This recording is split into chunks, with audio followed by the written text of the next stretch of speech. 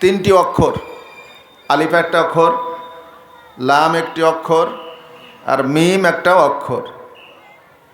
কয়টা অক্ষর? তিনটি অক্ষর। এই তিনটি অক্ষর উচ্চারণের যে পদ্ধতি সেটা হলো আলিফ। এই শব্দটি তাড়াতাড়ি, এই অক্ষরটি তাড়াতাড়ি উচ্চারণ করতে হবে। আলিফ কি বলতে হবে? আলিফ। অতি দ্রুততার সাথে উচ্চারণ করতে হবে আলিফ। লাম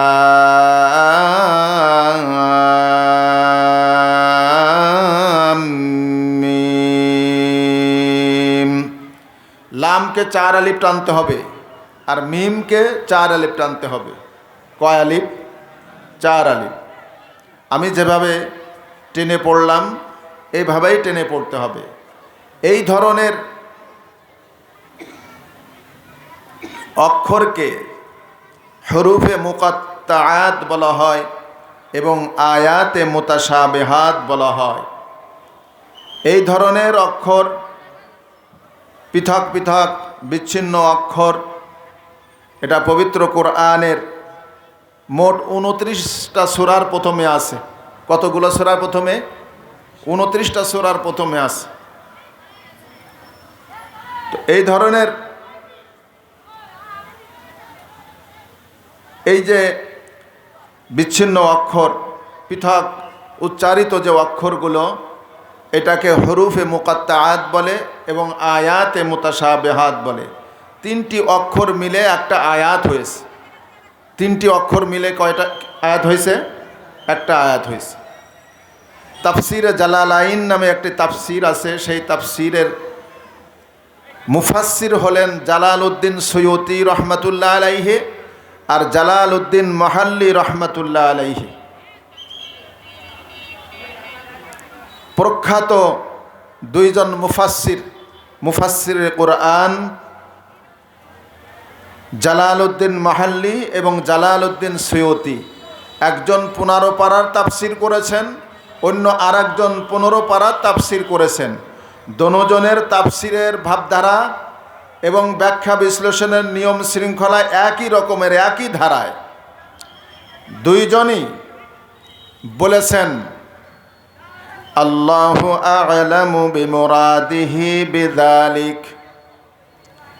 আলিফ লাম মিম, এই 3টি অক্ষরের কি অর্থ এটা আল্লাহ রাব্বুল আলামিন ছাড়া আর কেউ জানে না। বলেন সুবহানাল্লাহ।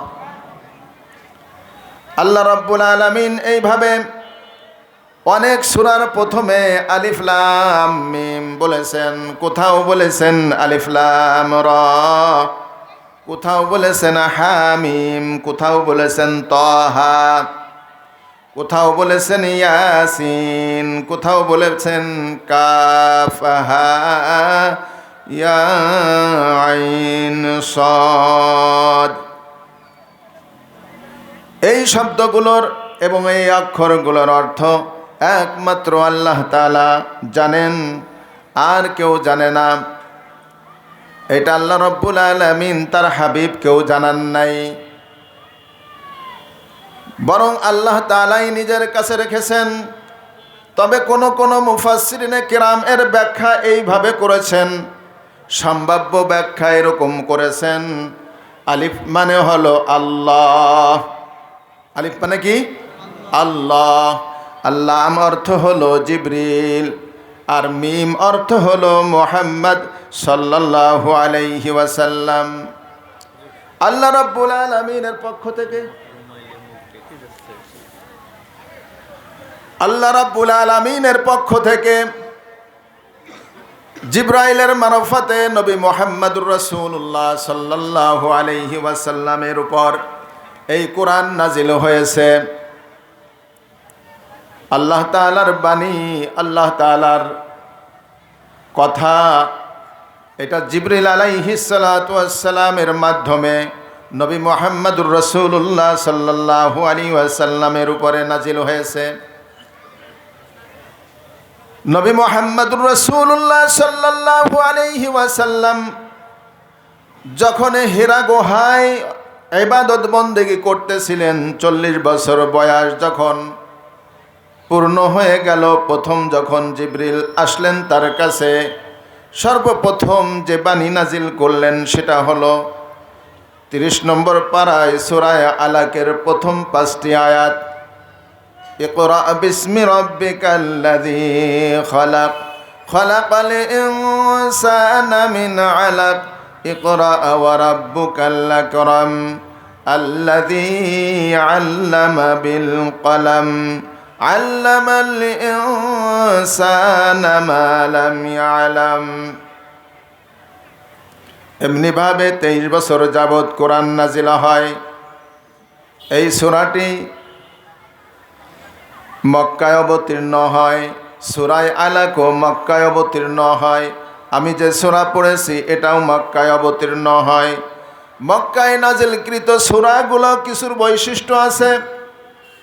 সেই সমস্ত বৈশিষ্ট্য দ্বারা সূরাকে চিহ্নিত করা যায়, শনাক্ত করা যায় এই সূরাটি মক্কায় নাজিল হলো না মদিনায় নাজিল হলো।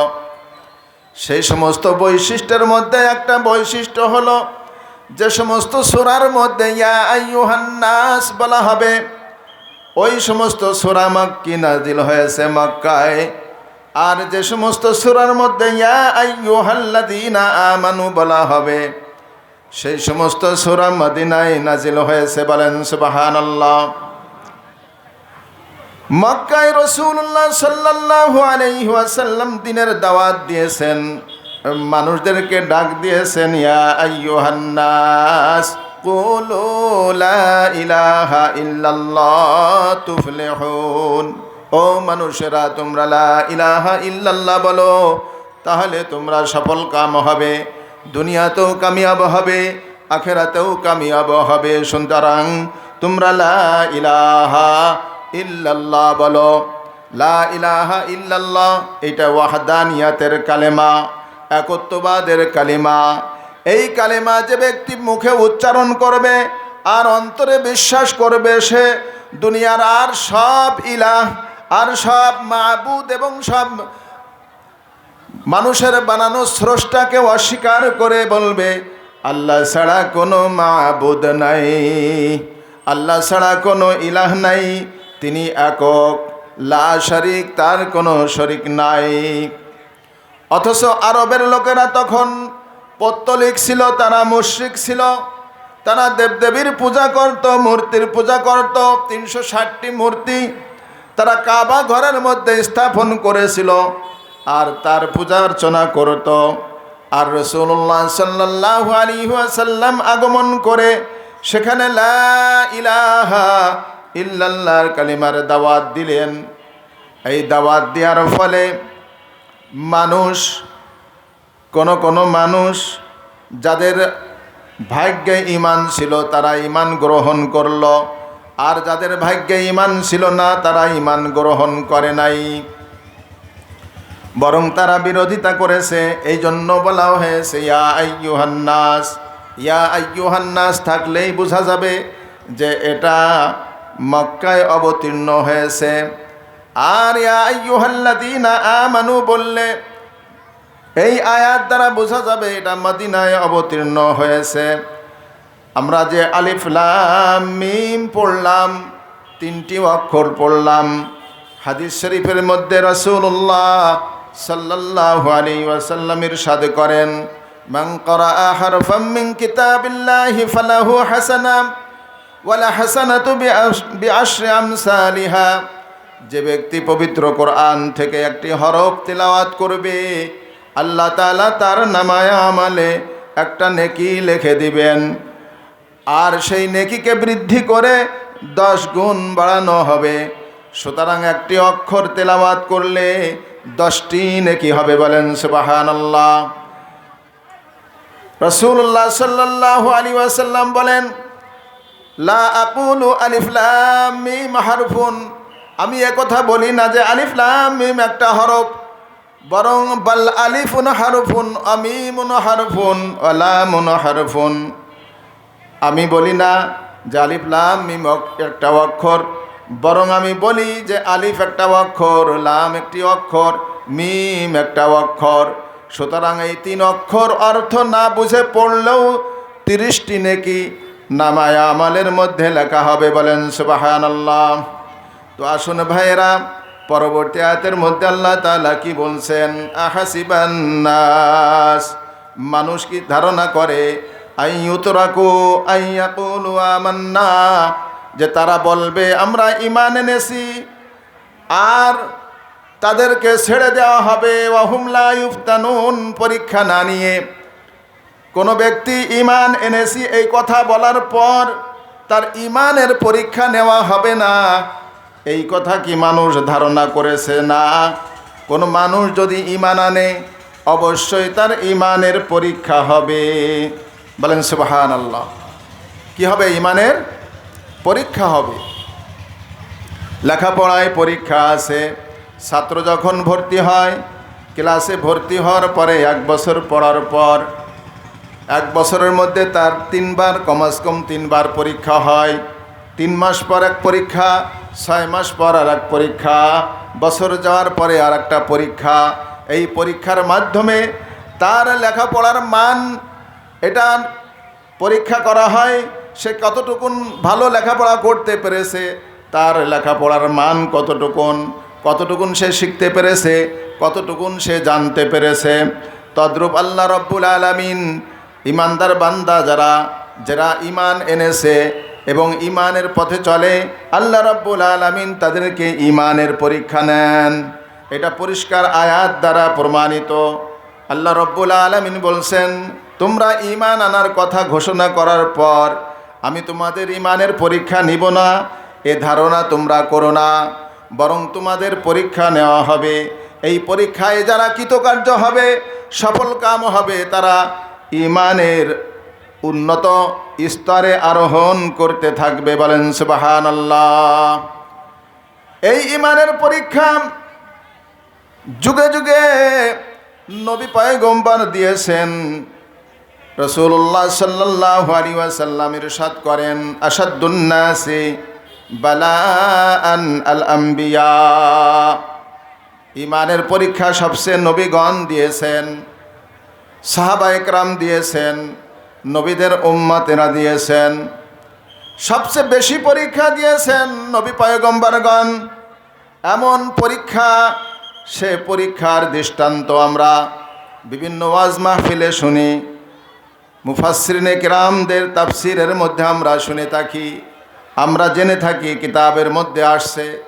রাসূলুল্লাহ সাল্লাল্লাহু আলাইহি ওয়াসাল্লাম মক্কায় যখন দিনের দাওয়াত দিচ্ছিলেন, আর এই দাওয়াতে অল্প কিছু লোক যারা ইসলাম ধর্ম গ্রহণ করতেছিল, নবমুসলিমদের উপরে অত্যাচার, নির্যাতন, নিপীড়ন চলছিল। নবী মুহাম্মদুর রাসূলুল্লাহ সাল্লাল্লাহু আলাইহি ওয়াসাল্লামের উপরও নির্যাতন, নিপীড়ন চলছিল। একদিনকার ঘটনা, নবী মুহাম্মদুর রাসূলুল্লাহ সাল্লাল্লাহু আলাইহি ওয়াসাল্লাম সাহাবায়ে কেরামদেরকে নিয়ে কাবার চত্বরে বসে আছেন। নির্যাতিত, নিপীড়িত সাহাবায়ে কেরামদের নিয়ে বসে আছেন। এমত অবস্থায় সাহাবায়ে কেরাম বলতেছেন, ইয়া রাসূলুল্লাহ, ইয়া হাবিবাল্লাহ, আমাদের সুদিন কবে আসবে? এইভাবে নির্যাতন আর কতদিন ভোগ করতে থাকব? আল্লাহর রাসূল সাল্লাল্লাহু আলাইহি ওয়াসাল্লাম বললেন, ও আমার সাহাবারা, ও আমার সঙ্গীরা, তোমরা জেনে রাখো, এই যে নির্যাতন, এই নিপীড়ন, এ কতটুকুন নির্যাতন, নিপীড়ন, এর মাত্রা কতটুকুন? এ তো আগেকার মানুষের, আগেকার নবী পয়গম্বরদের যে নির্যাতন, নিপীড়ন ছিল তার তুলনায় অনেক কম। কারণ আগেকার নবী পয়গম্বরদেরকে এমন নির্যাতন করা হয়েছে যে লোহার চিরুনি দিয়ে তাদের শরীর থেকে শরীরের হাড্ডি থেকে গোশতগুলো, মাংসগুলো আশ্রিয়ে আলাদা করে দেওয়া হয়েছে। এত নির্যাতন ভোগ করার পরও তারা ঈমান থেকে দূরে সরে চলে যায় নাই। বলেন সুবহানাল্লাহ। এই জন্য আল্লাহ রাব্বুল আলামিন বলছেন, আহাসিবান নাসু আন ইউতরাকু আন ইয়াকুলু আমান্না ওয়া হুম লা ইফতানুন। মানুষ কি ধারণা করে যে তারা বলবে আমরা ঈমান এনেছি আর ঈমানের পরীক্ষা হবে না? অবশ্যই ঈমানের পরীক্ষা হবে। কেমন পরীক্ষা হবে? দুনিয়ায় থাকতে অনেক পরীক্ষার সম্মুখীন হতে হবে। হযরত ইব্রাহিম আলাইহিস সালাতু ওয়াস সালাম ঈমানের পরীক্ষা দিয়েছেন, আল্লাহ রাব্বুল আলামিন পরীক্ষা নিয়েছেন। সেই পরীক্ষায় হযরত ইব্রাহিম আলাইহিস সালাতু ওয়াস সালাম কামিয়াব হয়েছেন। ওয়া ইয বিতালা ইব্রাহিম রাব্বুহু বিকালিমাতিন ফাআতাম্মাহুন قال إني جاعلك للناس إماما قال ومن ذريتي قال لا ينال عهد الظالمين। স্মরণ করো এই সময়ের কথা, যখন ইব্রাহিম আলাইহিস সালাতু ওয়াস সালামকে তার রব পরীক্ষা নিলেন। কতগুলো পরীক্ষা নিলেন, সমস্ত পরীক্ষায় তিনি সফলকাম হলেন, কৃতকার্য হলেন। কৃতকার্য হওয়ার পর আল্লাহ তাআলা ঘোষণা করলেন, ওহে আমার নবী ইব্রাহিম খলিলুল্লাহ, আমি আপনাকে মানুষের ইমাম বানাই দিব। বলেন সুবহানাল্লাহ। ইন্নী জাইলুকা লিন্নাসি ইমামা, আপনি ইমানের পরীক্ষায় কামিয়াব। আমি যত পরীক্ষা নিয়েছি সকল পরীক্ষায় আপনি কামিয়াব, সুতরাং আমি আপনাকে মানুষের ইমাম বানাবো, দুনিয়ার সকল মানুষের ইমাম বানাবো।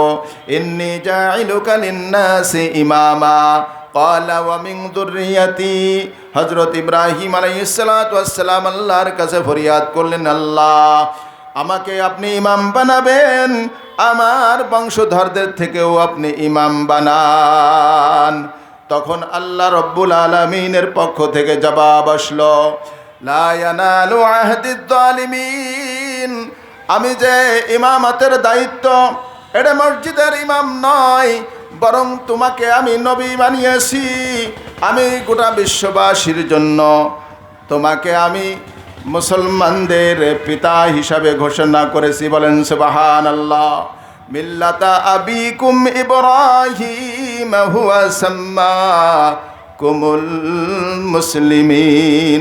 মুসলমান জাতির পিতা হলেন হযরত ইব্রাহিম আলাইহিস সালাম। হাদিসের মধ্যে আসছে, রাসূলুল্লাহ সাল্লাল্লাহু আলাইহি সাল্লাম হীরা গুহায় যখন ইবাদত বন্দেগী করতেন, তখনও তো তার কাছে নবুয়াত আসে নাই, তার রিসালাতের দায়িত্ব তার উপরে আসে নাই। তাহলে তিনি কোন ধর্মের ইবাদত করতেন? ফায়াতাহান্নাসু ফীহি, বুখারী শরীফের হাদিসের ইবারত। তিনি সেখানে ইবাদত বন্দেগী করতেন। মুহাদ্দিসিনে ইকরাম ব্যাখ্যা করেছেন কোন ধর্মের ইবাদত করতেন। তখন সেখানে ব্যাখ্যায় এসেছে যে হযরত ইব্রাহিম আলাইহিস সালাতু ওয়াস সালাম মিল্লাতে ইব্রাহিমের ইবাদত করতেন। বলেন সুবহানাল্লাহ। সুতরাং হযরত ইব্রাহিম আলাইহিস সালাতু ওয়াস সালাম পরীক্ষায় কামিয়াব হয়েছেন, সফলকাম হয়েছেন, যার কারণে তিনি মুসলমান জাতির ইমাম হয়েছেন, মুসলমান জাতির পিতা হয়েছেন। এবং তিনি যখন আবদার করলেন আমার বংশধরদের থেকেও আপনি ইমাম বানান, তখন তিনি বলেছেন যে হ্যাঁ, ইমামতের যে গুণ বৈশিষ্ট্য আমি নির্ধারণ করেছি, এই গুণ বৈশিষ্ট্যের অধিকারী যারা হবে তারাই ইমাম হবে, তারাই নবুয়াত এবং রিসালাতের দায়িত্ব পাবে। সুতরাং জালেমরা কোনো দিন ইমামতের দায়িত্ব পাবে না। বলেন সুবহানাল্লাহ।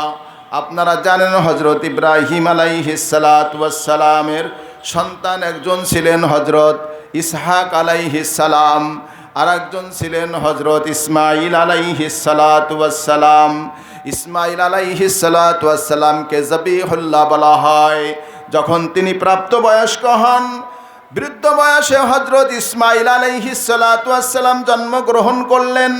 আস্তে আস্তে যখন তিনি বড় হলেন, দৌড়াদৌড়িয়া ছোটাছুটি যখন এই বয়স এসে গেল, অর্থাৎ কিশোর হয়ে গেলেন, আল্লাহ রাব্বুল আলামিনের পক্ষ থেকে পরীক্ষা আসলো। কি পরীক্ষা? ইব্রাহিম, আমি তোমাকে হুকুম করতেছি, তুমি তোমার সন্তানকে জবাই করো, কোরবানি করো, আমাকে রাজি এবং খুশি করবার জন্য। হযরত ইব্রাহিম আলাইহিস সালাতু ওয়াস সালাম এই অগ্নি পরীক্ষায় তিনি সফল হয়েছেন। স্বীয় পুত্র ইসমাঈল আলাইহিস সালাতু ওয়াস সালামকে ধারালো অস্ত্র দিয়ে তাকে কুরবানি করতে উদ্যত হয়েছেন, গলায় তিনি পোষ দিয়েছেন। এই পরীক্ষায় তিনি কামিয়াব হয়েছেন। কামিয়াব হওয়ার কারণে আল্লাহ রাব্বুল আলামিন বেহেশত থেকে একটা দুম্বা এনে তার ছেলের স্থানে বসায় দেন আর ছেলেকে সরিয়ে দেন, আর সেখান থেকেই দুম্বা কোরবানি হয়ে যায়। ইসমাইল আলাইহিস সালাতু ওয়াস সালাম তিনি রক্ষা পেয়ে যান। এই সমস্ত ঘটনা প্রবাহের দ্বারা বোঝা যায় যে ইমানের পরীক্ষা তারা যেমন দিয়েছেন, আমরা ইমানদার যে যতটুকুন ইমানের অধিকারী আছি আমাদেরকেও পরীক্ষা দিতে হবে। সেই পরীক্ষায় যখন ইব্রাহিম কামিয়াব হয়েছেন, ইসমাইল আলাইহিস সালাতু ওয়াস সালামও কামিয়াব হয়েছেন।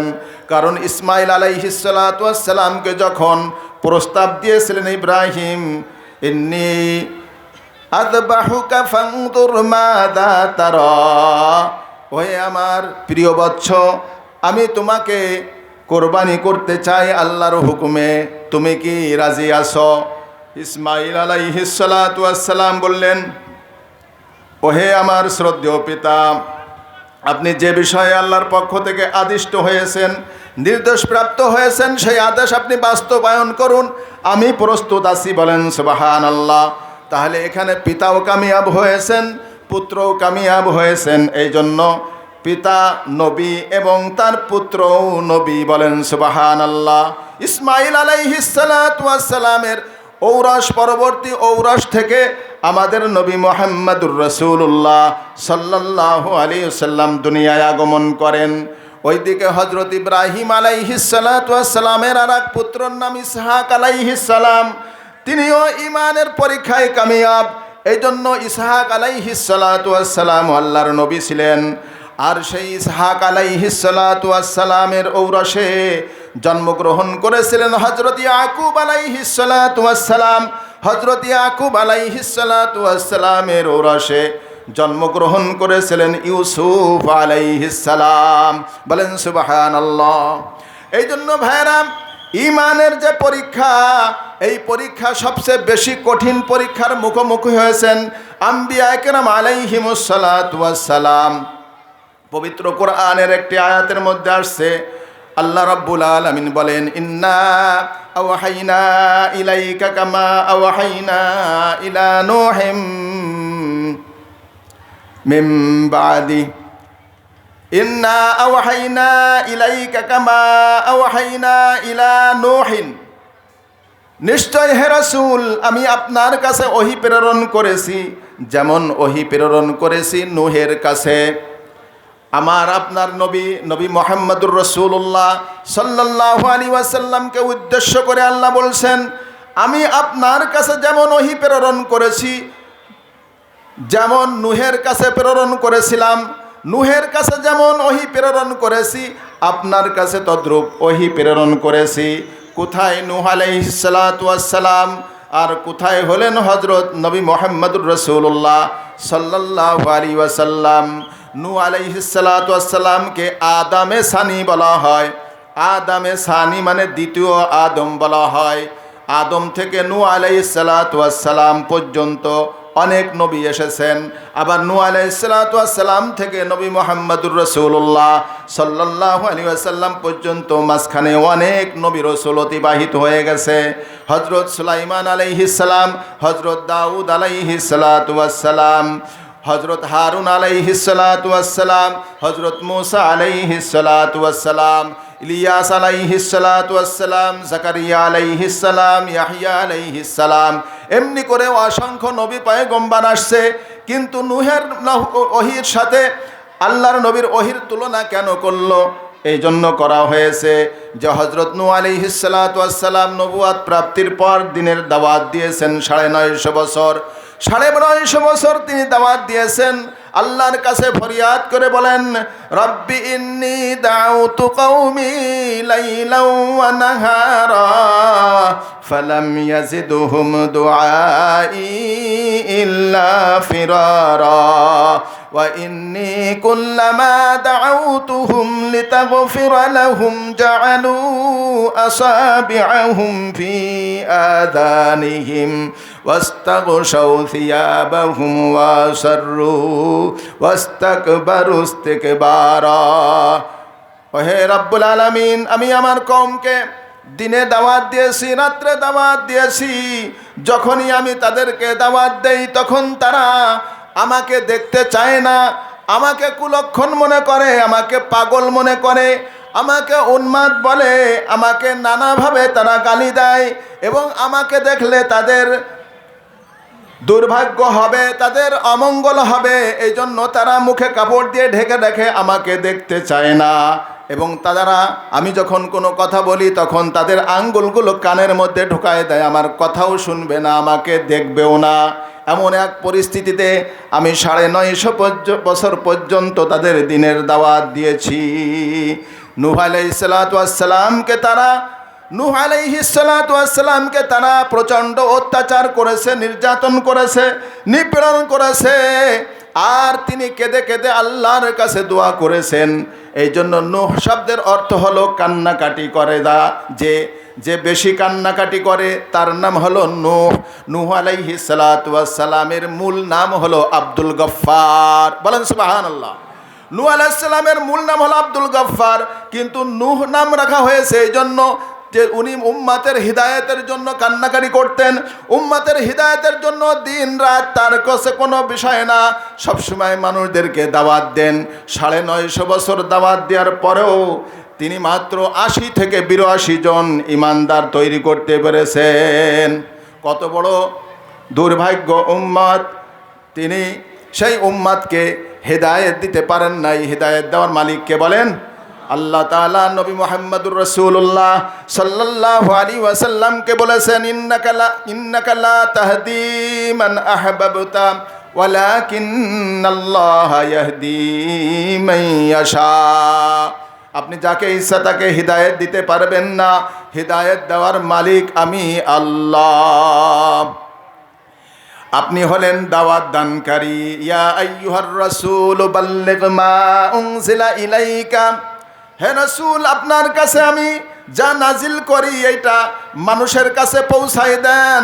আমি যত আয়াত নাজিল করি, আমি যত বার্তা আপনার কাছে নাজিল করি, এই সবগুলো মানুষের কাছে পৌঁছায় দেন। বাল্লিগ মা উনজিলা ইলাইক ওয়া ইল্লাম তাফআল ফামা বাল্লাগতা রিসালাতাহু আল্লাহু ইয়াসিমুকা মিনান নাস। আপনি যদি এই নবুয়াত এবং রিসালাতের দায়িত্ব পালন না করেন তাহলে আপনি দায়িত্বহীনতার পরিচয়ে পরিচিত হবেন। সুতরাং আপনি দাওয়াত দিতে থাকেন, হিদায়াত দেওয়ার মালিক আল্লাহ। এই জন্য হযরত নবী করিম সাল্লাল্লাহু আলাইহি ওয়াসাল্লাম তার চাচা আবু তালিবকে হিদায়াত দিতে পারেন নাই, মুসলমান বানাতে পারেন নাই, মন গ্রহণ করাতে পারেন নাই। বরং আল্লাহ তাআলা আবু তালিবের ভাগ্যে ঈমান রাখে নাই। যে কথা বলছিলাম, হযরত নূহ আলাইহিস সালাতু ওয়াস সালাম যেমন নির্যাতন নিপীড়নের শিকার হয়েছেন, আমার আপনার নবী মুহাম্মদুর রাসূলুল্লাহ সাল্লাল্লাহু আলাইহি ওয়াসাল্লাম তেমনিভাবে নির্যাতন এবং নিপীড়নের শিকার হয়েছেন। মক্কায় তিনি থাকতে পারেন নাই, মদিনায় তাকে আশ্রয় নিতে হয়েছে। কত চক্রান্ত এবং ষড়যন্ত্র হয়েছে। আল্লাহ রাব্বুল আলামিন বলেছেন, হে রাসূল, আপনি নিশ্চিন্তায় থাকুন, আমি আপনাকে হেফাজত করব, আপনাকে কেউ ক্ষতি করতে পারবে না। বলেন সুবহানাল্লাহ। আল্লাহু ইয়াসিমুকা মিনান নাস। আল্লাহ তাআলা আপনাকে চক্রান্তকারী, ষড়যন্ত্রকারী এবং আপনার দুশমন মানুষদের থেকে আপনার আল্লাহ আপনাকে হেফাজত করবেন। কত দুশমনি, কত শত্রুতা, কত যে পুরস্কার ঘোষণা হলো যে মুহাম্মাদের শিরচ্ছেদ যে করে দিয়ে আসতে পারবে তাকে 100 উট পুরস্কার দেওয়া হবে। বলেন নাউজুবিল্লাহ। এই পুরস্কার নেওয়ার জন্য নবী মুহাম্মদুর রাসূলুল্লাহ সাল্লাল্লাহু আলাইহি ওয়াসাল্লামের বাড়ি ঘেরাও করে ফেলেছে কাফেরেরা। রাতের অন্ধকারে আল্লাহ রাব্বুল আলামিনের হুকুমে ওই ঘেরাও অবস্থায় সকল কাফেররা তার বাড়ি ঘেরাও করে রেখেছে। তাকে ধরবে, তাকে মারবে, তার শিরচ্ছেদ করবে এবং ওই 100 উট পুরস্কার নেবে, এই আশায় ঘেরাও করে রেখেছে। কিন্তু আল্লাহ রাব্বুল আলামিন ওই কাফেরদের ঘেরাও ভিতর দিয়ে রসুলকে বের করে দিয়েছেন। রসুল তাদের সামনে দিয়ে চলে গেছে, কেউই তাদের দেখতে পারে না। বলেন সুবহানাল্লাহ।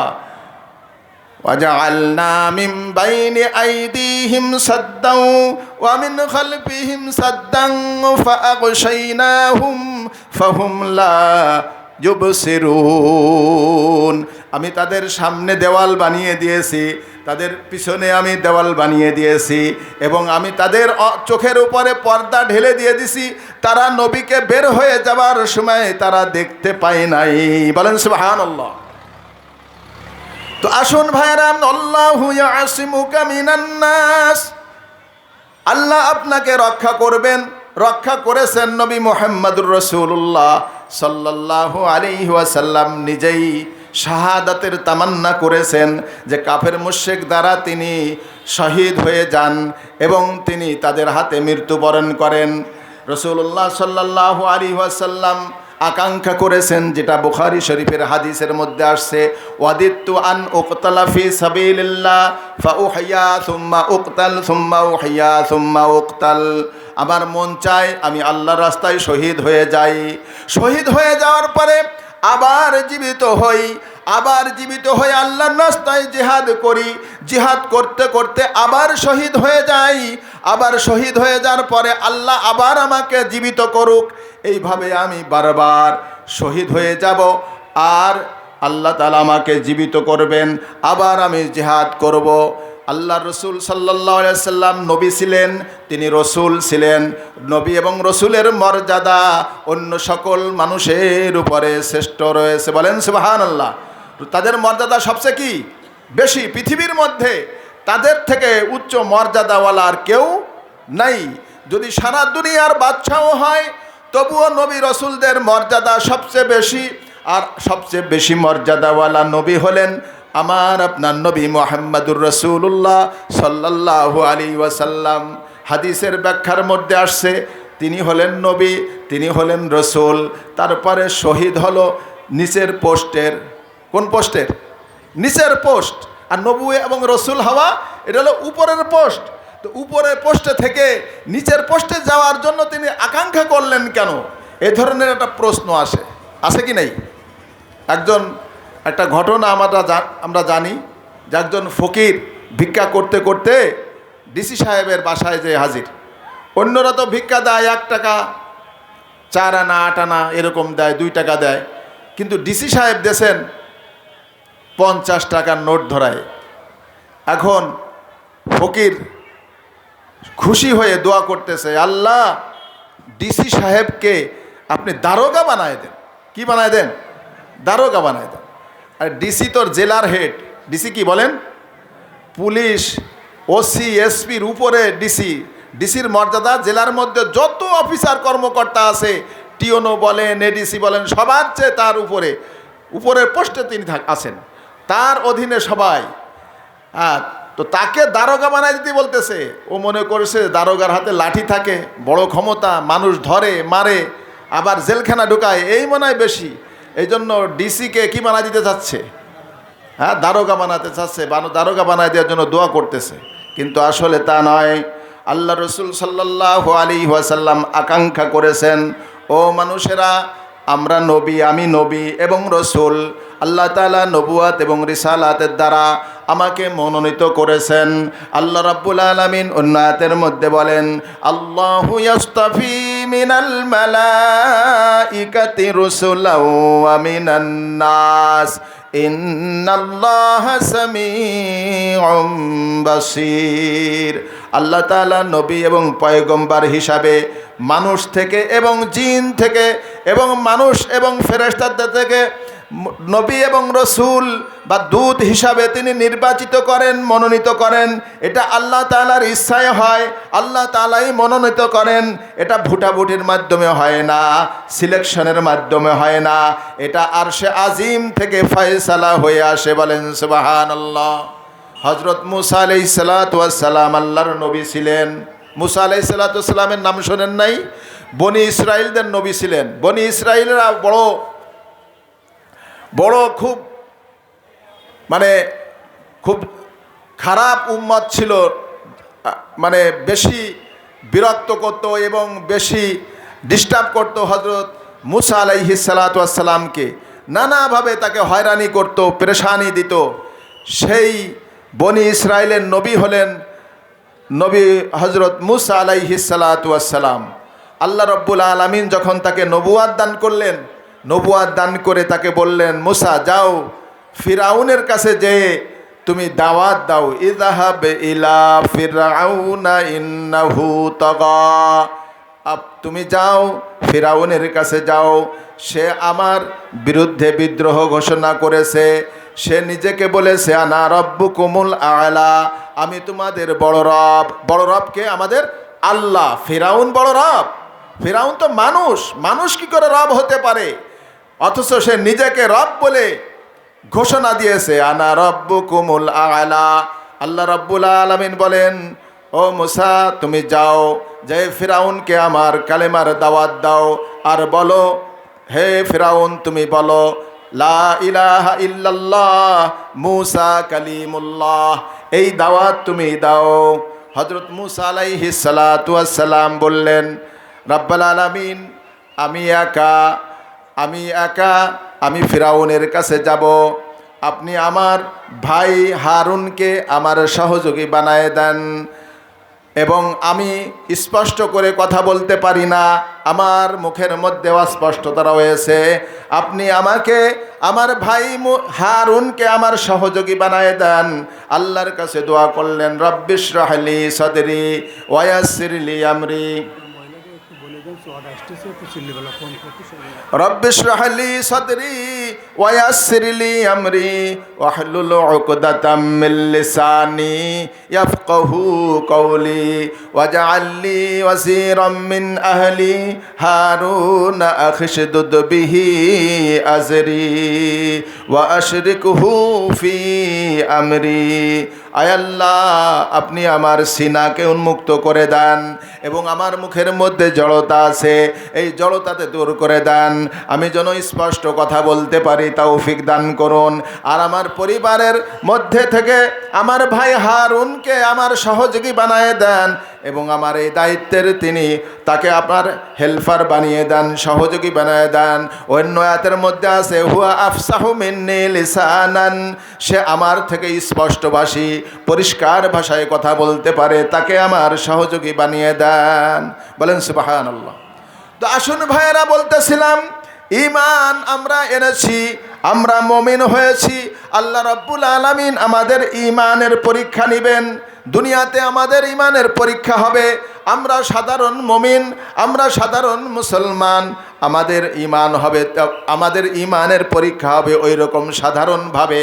নবীদের যেমন কঠিন পরীক্ষা হয়েছে, সাধারণ ঈমানদারের অত কঠিন পরীক্ষা হবে না। আবার উলামা একরাম যারা, তারা হলো নবীদের ওয়ারিস, আল উলামা ওয়ারাসাতুল আম্বিয়া। উলামা একরাম যারা, তারা হলো নবীদের ওয়ারিস। ওয়ারিস কিসের ওয়ারিস? টাকা পয়সার উত্তরাধিকার, কিসের? অর্থ সম্পদের, টাকা পয়সার, গাড়ি বাড়ির? না, গাড়ি বাড়ির নয়, বরং কিসের? বলেন নবুয়াত এবং রিসালাতের যে দায়িত্ব নবীগণ পালন করেছেন, উলামা একরাম সেই দায়িত্ব পালন করবেন, সেই ওয়ারিস, টাকা পয়সার ওয়ারিস না।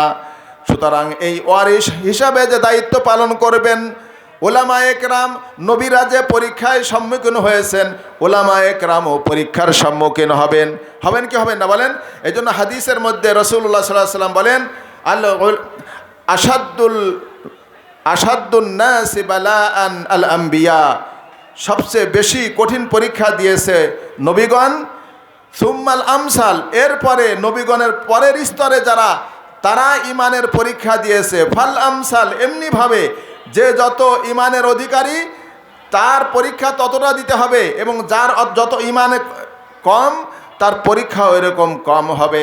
এই জন্য আল্লাহ তাআলা বলেন, ওয়ালানাবলুওয়ান্নাকুম বিশাইইম মিনাল খাউফি ওয়াল জু'i ওয়া নাকসিম মিনাল আমওয়ালি ওয়াল আনফুসি ওয়াস সামারাত ওয়া বাশশিরিস সাবিরিন।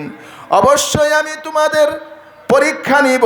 আল্লাহ রাব্বুল আলামিন এখানে একটি শব্দ ব্যবহার করেছেন, ওয়ালানাবলুওয়ান্নাকুম। আরবি গ্রামার এবং ব্যাকরণে এই কথাটা বলা হয় লাম তাকিদ বা নুন তাকিদ, দুটো তাকিদ আনা হয়েছে। অবশ্যই আমি তোমাদের পরীক্ষা নিব, বিশাইইম মিনাল খাউফি, কিছু ভয় ভীতি দিয়ে, ভয় ভীতির পরীক্ষা নিব। কিসের ভয়? ঈমানদার যারা, তাদের ভয় আছে এবং আতঙ্ক আছে, তাদের ঈমানকে হরণ করবার জন্য, ঈমান থেকে দূরে রাখার জন্য শয়তান তাদের পিছনে লেগে থাকে। শুধু তাই নয়, শয়তান, ইবলিস শয়তান যেমন লেগে থাকে, মানুষের মধ্যে এরকম শয়তান আছে। যারা ঈমানদার হয় তাদের ঈমানকে হরণ করার জন্য চতুর্মুখী ষড়যন্ত্র আর চক্রান্ত থাকে, ভয়ভীতি দেওয়া হয়। তার দৃষ্টান্ত হাজার রয়েছে। তাই আল্লাহ তাআলা বলেছেন, ওয়ালানাবলুয়ান্নাকুম বিশাইইম মিনাল খাউফি ওয়াল জু', এবং অভাবযোগের দ্বারাও আমি তোমাদের ঈমানের পরীক্ষা নিব। যারা ঈমানদার হয়, যারা আল্লাহর মহব্বত করনেওয়ালা হয়, রসুলের মহব্বত করনেওয়ালা হয়, তাদের মধ্যে অভাব থাকে। কি থাকে বলেন? অভাব অভিযোগ থাকে। হাদিসের মধ্যে আসছে, যারা আল্লাহ এবং আল্লাহর রসুলকে মহব্বত করে তাদের সংসারে, তাদের পরিবারের মধ্যে পানির স্রোতের ন্যায় অভাব যায়। পানির স্রোতের ন্যায় কি যায়? অভাব যায়। আল্লাহ রসুল সাল্লাল্লাহু আলাইহি ওয়াসাল্লাম ইয়াতিম ছিলেন, জন্মের আগে পিতা মৃত্যুবরণ করেন। রাসূলুল্লাহ সাল্লাল্লাহু আলাইহি সাল্লামের তেমন আর্থিক সঙ্গতি ছিল না, কিন্তু আল্লাহ তাআলা আর্থিক সঙ্গতি দিয়েছেন। যে কথা আল্লাহ তাআলা সূরা ওয়াদ-দুহার মধ্যে বলেছেন, আলাম ইয়াজিদকা ইয়াতীমান ফাআওয়া, হে রাসূল, আপনাকে আল্লাহ তাআলা এতিম বানিয়েছেন। এতিম বানায় আপনাকে আশ্রয়হীন করে রাখেন নাই, বরং আপনাকে আশ্রয় দিয়েছেন। কিভাবে আশ্রয় দিলেন? হযরত নবী মুহাম্মদুর রাসূলুল্লাহ সাল্লাল্লাহু আলাইহি সাল্লামের পিতা মারা গেছেন। রাসূল সাল্লাল্লাহু আলাইহি সাল্লাম আব্দুল মুত্তালিবের তত্ত্বাবধানে ছিলেন। মক্কার সবচেয়ে সম্ভ্রান্ত ব্যক্তি, কুরাইশ বংশের সবচেয়ে সম্ভ্রান্ত ব্যক্তি আব্দুল মুত্তালিব, তিনি ছিলেন রাসূলুল্লাহ সাল্লাল্লাহু আলাইহি সাল্লামের দাদা। বাপ মারা গেলে তিনি রাসূলুল্লাহ সাল্লাল্লাহু আলাইহি সাল্লামের তত্ত্বাবধান করেছেন। তিনি যখন মৃত্যুবরণ করেন তখন চাচা আবু তালিব তার তত্ত্বাবধান করেছেন, আশ্রয় দিয়েছেন। নিজে ঈমান গ্রহণ করেন নাই ঠিক, কিন্তু নবী মুহাম্মদ রাসূলুল্লাহ সাল্লাল্লাহু আলাইহি ওয়াসাল্লাম দ্বীনের দাওয়াত দিতে গিয়ে যত পরিস্থিতির মুখোমুখি হয়েছেন, সকল ক্ষেত্রেই হযরত নবী করিম সাল্লাল্লাহু আলাইহি ওয়াসাল্লামকে চাচা আবু তালিব আশ্রয় প্রশ্রয় দিয়েছেন, তার পাশে গিয়ে দাঁড়িয়েছেন। বলেন সুবহানাল্লাহ। সুতরাং নবীকে এতিম বানানোর পর তিনি আশ্রয়হীন থাকেন নাই। তেমনিভাবে আল্লাহ তাআলা, যেমন আল্লাহ তাআলা তাকে অর্থহীন করে পাঠিয়েছিলেন, তার কোনো অর্থ সম্পদ ছিল না, কিন্তু আল্লাহ তাআলা বললেন, ওয়াজাদাকা আইলান ফাআগনা, আল্লাহ তাআলা আপনাকে অভাবগ্রস্ত পেয়েছেন, আর্থিক অনটনে পেয়েছেন, কিন্তু আল্লাহ তাআলা আপনাকে অর্থ সম্পদ দ্বারা সমৃদ্ধ করেছেন। বলেন সুবহানাল্লাহ। আর সেটা হলো হযরত খাদিজাতুল কুবরা রাদিয়াল্লাহু তাআলা আনহা, আরবের ধনাঢ্য নারী ছিলেন, প্রচুর অর্থের মালিক ছিলেন। সেই অর্থ দিয়ে ব্যবসা বাণিজ্য করিয়েছেন নবী মুহাম্মদুর রাসূলুল্লাহ সাল্লাল্লাহু আলাইহি ওয়াসাল্লামকে দিয়ে। রাসূলুল্লাহ সাল্লাল্লাহু আলাইহি সাল্লাম চাচা আবু তালেবের সাথে ব্যবসার জন্য তিনি সিরিয়ায় যেতেন, ইয়ামানে যেতেন। সে সমস্ত জায়গায় যে তিনি আমদানি রপ্তানির কাজ করতেন, প্রচুর পরিমাণে অর্থ তিনি লাভ করতেন। আর হযরত খাদিজাতুল কুবরা রাদিয়াল্লাহু তাআলা আনহার সাথে তিনি শেয়ার ব্যবসা করেছেন। সুতরাং তার দ্বারাই আর্থিক অনটন দূর হয়েছে। রাসূলুল্লাহ সাল্লাল্লাহু আলাইহি ওয়াসাল্লাম অভাবী ছিলেন না, তিনি গরিব ছিলেন না, কিন্তু তিনি যা হাতে তার আসতো এইগুলো আল্লাহর রাস্তায় দান করে দিতেন, অভাবীদেরকে দান করে দিতেন। নিজে না খেয়ে অপরকে খাওয়াতেন, সাহাবায়ে কেরামদেরকেও সেইভাবে গড়ে তুলেছিলেন। ওয়ায়ুসিরুনা আলা আনফুসিহিম ওয়ালাউ কানা বিহিম খাসাসা, সাহাবায়ে কেরাম নিজেরা অন্যদেরকে প্রাধান্য দিত, নিজেরা না খেয়ে অপরকেও খাওয়াতো। নিজেদের ঘরে খাবার যতটুকু যা থাকতো, যদি কোনো মেহমান আসতো মেহমানদেরকে আগে খাওয়াতো, নিজেরা পরে খেত। এই ধরনের একটা দৃষ্টান্ত রয়েছে হাদিসের মধ্যে, যে একজন সাহাবা ঘরে বাড়িতে মেহমান আসছে, তাদের তেমন কোনো খাবার নাই, অল্প স্বল্প খাবার আছে।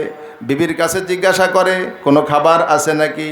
বলে তেমন নাই, আমাদের জন্য অল্প স্বল্প যৎসামান্য খাবার আছে। আমরা যদি মেহমানদের দিই তাহলে আমাদের না খেয়ে থাকতে হবে। আবার মেহমান তো একা খাবে না আমাদের ছাড়া, তাহলে কি করা যায়? মেহমানকেও খাওয়াতে হবে, তাদের তো ক্ষুধা, তাদের তো আপ্যায়ন করতে হবে। কি করা যায়? স্বামী স্ত্রী দুইজনে পরামর্শ করলো, যখন আমরা খেতে বসবো মেহমানকে সাথে নিয়ে বসবো। সাথে নিয়ে বসে ওই খাবার তো সবাই খেতে পারবো না, খাদ্য সংকলন হবে না, কি করা যায়? তখন দুইজনে পরামর্শ করলেন, বাহানা করে আমরা আলো নিভিয়ে দিব। আলো নিভিয়ে দেওয়ার পরে অন্ধকার যখন হয়ে যাবে আমরা হাত উঠিয়ে রাখবো, আর মেহমান খেতে থাকবে, আর সে পরিতৃপ্ত হয়ে খেতে পারবে। এই বাহানা করে তারা মেহমানদেরকে খাওয়াইছেন। এই জন্য আল্লাহ তাআলা তাদের প্রশংসায় বলেছেন, ওয়ায়ুসিরুনা আলা আনফুসিহিম ওয়ালাউ কানা বিহিম খাসাসা। যদিও তাদের অভাব ছিল, যদিও তাদের ক্ষুধা ছিল, তারপরেও অন্যদেরকে প্রাধান্য দিত। যুদ্ধের ময়দানে কাফেরদের সঙ্গে যুদ্ধ করতে করতে কিছু সংখ্যক সাহাবা ময়দানে আহত অবস্থায় পড়ে ছটফট করতেছে। ছটফটগত অবস্থায় একজন ডাক দিয়ে বলতেছে, পানি নিয়ে আসো, পানি পানি করে চিৎকার করতেছে। একজন লোক পানি নিয়ে দৌড়ায় আসছে। আসার পরে যখন তাকে পানি খাওয়াবে তখন পাশের আর একজন বলতেছে পানি পানি। তখন এই প্রথম ব্যক্তি বলতেছে, আমার পানি বেশি দরকার নাই, দেখো আমার থেকে বেশি দরকার ওই পাশের লোকের। দৌড়ায় সেখানে পানি নিয়ে গেল। ওই দ্বিতীয় ব্যক্তির কাছে যখন পানি নিয়ে গেছে তখন পাশে আরেকজন তৃতীয় ব্যক্তি, সে বলে পানি পানি করে চিৎকার করতেছে। দ্বিতীয় ব্যক্তি বলে, যাও ওই ব্যক্তির কাছে নিয়ে যাও, ওর মনে হয় আমার থেকে বেশি প্রয়োজন। তৃতীয় ব্যক্তির কাছে পানি নিয়ে যেতে যেতে যে দেখা গেল সে ব্যক্তি মৃত্যুবরণ করেছে। এইবার দৌড়াই আসলো দ্বিতীয় জনের কাছে। দ্বিতীয় জনের কাছে আসার পরে দেখা গেল দ্বিতীয় জনে ইন্তেকাল করেছে, শহীদ হয়ে গেছে। এরপরে প্রথম জনের কাছে আসলো। প্রথম জনের কাছে আসার পরে সে দেখলো সেও দুনিয়ার থেকে বিদায় নিয়ে চলে গেছে। তাহলে এই হলো তাদের দৃষ্টান্ত, এই হলো তাদের উদাহরণ। বলেন সুবহানাল্লাহ। এই হলো ঈমানের পরীক্ষা। হাসিবান্নাস আইয়ুতরাকু আইয়াকুলু আমান্না ওয়া হুম লা ইফতানুন। ঈমানের পরীক্ষা অবশ্যই হবে। তাই আল্লাহ রাব্বুল আলামিন বলেন, ওয়াল জুই, আমি অভাব অভিযোগ দিয়ে তোমাদেরকে পরীক্ষা করব, দারিদ্রতা দিয়ে তোমাদেরকে পরীক্ষা করব। অভাব অভিযোগের সময় তোমরা আমাকে ভুলে যাও কিনা, আমার পরে তোমাদের তাওয়াক্কুল থাকে কিনা, এটা আমি পরীক্ষা করব। ওয়াল জুই ওয়া নাকসিম মিনাল আমওয়ালি ওয়াল আনফুসি ওয়াস সামারাত। ফল ফসলের ঘাটতি দিয়ে এবং জীবনের ক্ষতি করে, জীবন নষ্ট করে, অর্থাৎ আমি জীবন হরণ করে বিভিন্ন বালা মুসিবত দিয়ে মানুষের মৃত্যুর মাধ্যমে তোমাদেরকে আমি পরীক্ষা নেব। এই পরীক্ষায় তোমরা যারা সফল হবে তারাই কামিয়াব হয়ে যাবে। বলেন সুবহানাল্লাহ। আসুন ভাইয়ের, আল্লাহ তাআলা বলেন, আমা হাসিবতুম আন তাদখুলুল জান্নাতা ওয়া লাম্মা ইয়াতিকুম মাসালুল লাযীনা খালাউ মিন ক্বাবলিকুম মাসাতুহুমুল বাসাউ ওয়াদ-দাররাউ ওয়া যুলজিলু হাত্তা ইয়াকুলার রাসূলু ওয়াল্লাযীনা আমানু মা'হু মাতা নাসরুল্লাহ আলা ইন্না নাসরাল্লাহি করিব। তোমরা কি ধারণা করেছো যে তোমরা জান্নাতে যাবে, অথচ তোমাদের জীবনে ওই সমস্ত ঘটনা আসে নাই যে ঘটনাগুলো পূর্ববর্তী ঈমানদারদের পরে এসেছে? তাদের এসেছে দুঃখ দুর্দশা, তাদের এসেছে রোগ শোক, বিভিন্ন বালা মুসিবাত, এবং তাদের এসেছে অভাব অভিযোগ, কত রকমের যন্ত্রণা এসেছে, বালা মুসিবাত এসেছে। এটা তোমাদের জীবনে যদি না আসে তাহলে তোমরা কি করে আশা করো যে ওই ঈমান দিয়ে তোমরা জান্নাতে যাবে? হযরত আইয়ুব আলাইহিস সালাতু ওয়াস সালামকে আল্লাহ তাআলা পরীক্ষা নিয়েছেন। এই পরীক্ষায় তিনি সফল কাম হয়েছেন। আইয়ুব আলাইহিস সালাতু ওয়াস সালাম চর্মরোগে এমনভাবে আক্রান্ত হলেন, সমস্ত শরীর পচে গলে এরকম পোক হয়ে গেল, মুখ জিহ্বা পর্যন্ত এরকম ঘা হয়ে গেল। তিনি আল্লাহর নাম উচ্চারণ করতে পারে না। কি অবস্থা! যত অর্থ সম্পদ ছিল, টাকা পয়সা ছিল সব ধ্বংস হয়ে গেল, সন্তান সন্ততি বিবি বাল বাচ্চা যারা ছিল সব ধ্বংস হয়ে গেল। তিনি সর্বহারা মতন হয়ে গেলেন, সর্বহারা মতন হয়ে গেলেন, অর্থ সম্পদ নষ্ট হয়ে গেল, সন্তান সন্ততি চলে গেল, দুনিয়ার থেকে মৃত্যুবরণ করল। তিনি একাই থাকলেন, আল্লাহর কাছে দোয়া করলেন, রব্বি আন্নী মাসানিয়াদ-দুররু ওয়া আনতা আরহামুর রাহিমিন। আয় আল্লাহ, আপনার কাছে ফরিয়াদ করি, আমার যে বিপদ, এই বিপদ থেকে আপনি উদ্ধার করেন। আপনি হলেন আরহামুর রাহিমিন, সকল মেহেরবানের মেহেরবান। বলেন সুবহানাল্লাহ। হযরত আইয়ুব আলাইহিস সালাতু ওয়াস সালাম যখন দোয়া করলেন, আল্লাহ তাআলা দোয়া কবুল করলেন আর বললেন, ও আইয়ুব উরকুজ বিরিজলিকা হাদা মুগতাসালুম বারিদুন ওয়া শারাব। তুমি পায়ে দ্বারা আঘাত করো, তোমার পা দিয়ে আঘাত করো। তিনি আঘাত করলেন, পায়ের আঘাতে পানির ঝর্ণা বেরিয়ে আসলো। বলেন সুবহানাল্লাহ। আর বললেন, এই পানি দিয়ে তুমি গোসল করো এবং এই পানি তুমি সেবন করো, তাহলে তোমার সমস্ত রোগ ভালো হয়ে যাবে। বলেন সুবহানাল্লাহ। হযরত আইয়ুব আলাইহিস সালাতু ওয়াস সালামের স্ত্রী এই অবস্থায় তার পাশেই ছিলেন, তার সেবা যত্ন করেছেন। পচে গলে পোক হয়ে গেছে, তারপরও বিবি তাকে ছেড়ে চলে যায় নাই। আইয়ুব আলাইহিস সালাতু ওয়াস সালামের এই পানি ঝর্ণা বের হওয়ার যে ঘটনা, তার একটু আগেই তার বিবি বাইরে একটু কাজে গেছেন, স্বামীর কোন প্রয়োজনে গেছেন, সেখান থেকে আসার আগেই ওই ঝর্ণা প্রবাহিত হয়েছে। আর তিনি সেই ঝর্ণা থেকে গোসল করেছেন, পানি খেয়েছেন, সুস্থ হয়ে গেছেন, দেহে কোনো ঘা নাই, বরং একেবারে পরিষ্কার হয়ে গেছেন, দিব্যি সুস্থ মানুষ বসে আছেন। বিবি আইসে দেখে যে এখানে তার স্বামী নাই। সেই পচা গলা ব্যক্তি, যার শরীরের মধ্যে পোক ছিল, সেই ব্যক্তি কই গেল, উনি তন্ন তন্ন করে তালাশ করতেছে, গেল কই গেল কই। ওনাকে জিজ্ঞাসা করে, আপনি কি ওই লোকটারে দেখেছেন? যে লোকটা এখানে ছিল তার সমস্ত দেহ পচে গেছে এবং তার দেহের মধ্যে পোক হয়ে গেছিল, সেই লোকটা কই? বলে, সেই লোকটা তো আমি। বলেন সুবহানাল্লাহ। আল্লাহ রাব্বুল আলামিন বললেন, উরকুজ বিরিজলিকা হাদা মুগতাসালুন ওয়া শারাব। আল্লাহ রাব্বুল আলামিন এই ধরনের মুজিজা নবীদের মাধ্যমে তিনি ঘটান। হযরত ইসমাইল আলাইহিস সালাতু ওয়াস সালামকে যখন মক্কার মরু প্রান্তরে তার মা হাজেরার সাথে রেখে আসছিলেন, কোথায় রেখে আসছিলেন? হাজেরাকে রেখে আসছিলেন। হযরত ইব্রাহিম আলাইহিস সালাম সামান্য পানি আর খেজুর দিয়ে রেখে আসছিলেন। আসার পরে হাজেরা ইসমাইলকে নিয়ে ওখানে বসবাস করতে লাগলেন। খাদ্য পানীয় যখন ফিরে গেল, শেষ হয়ে গেল, এখন সন্তানকে বাঁচাবে কি করে? পানির প্রয়োজন, মরুভূমির মধ্যে পানির খুব প্রয়োজন, পানির খুব দরকার। এখন তিনি সন্তানকে বাঁচাবার জন্য পানি খুঁজতেছেন।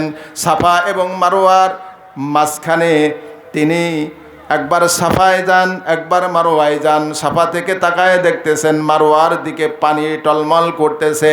আসলে সেটা পানি ছিল না, বরং প্রচণ্ড গরমে এবং প্রচণ্ড রৌদ্রের তাপে, গ্রীষ্মকালে যেমন আমরা দেখি গরমের তাপে টলমল করে, মনে হয় যে সেখানে পানি দেখা যায়। ওই পানির আশায় একবার সাফা থেকে মারোয়া, আবার মারোয়া থেকে সাফা, এরকম 7 বার দৌড়াদৌড়ি করলেন, পানির সন্ধান পেলেন না।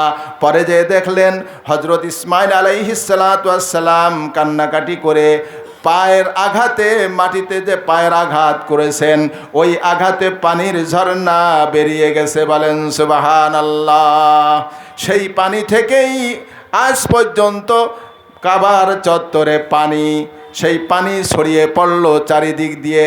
হযরত হাজেরা চারিদিক দিয়ে পানি বাঁধন দিয়ে পানি ঠেকাচ্ছেন, কিন্তু পানি ঠেকায় রাখতে পারে না।